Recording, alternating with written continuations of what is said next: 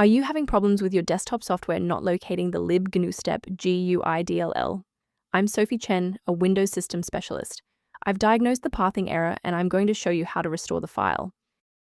Before diving into the Libgnustep-gui technical steps, check the description for a tool to help synchronize your library paths.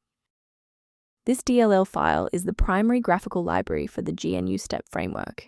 It provides a free implementation of the AppKit classes, allowing for the creation of rich user interfaces for Objective-C apps. Now that the background is clear, let's walk through the actual installation steps.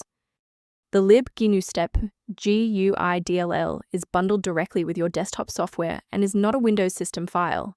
Reinstalling your desktop software's official installation package is the safest way to restore this dependency. Should the file remain missing after a reinstall, we need to ensure that the operating system is forced to re-index its shared library paths. A standard reboot clears out temporary memory conflicts and gives the Windows loader another chance to properly register the Libgnustep-gui component during startup. Before you restart, bookmark this video or hit the like button. It makes it much easier to find this tutorial in your history so you can pick up exactly where we left off. From a systems engineering perspective, there is one major security pitfall I need to help you avoid. I strongly advise you to prioritize system safety by avoiding manual swaps of the Libgnustep-gui. Third-party DLL sites are a primary vector for hackers to inject ransomware directly into your operating system's core.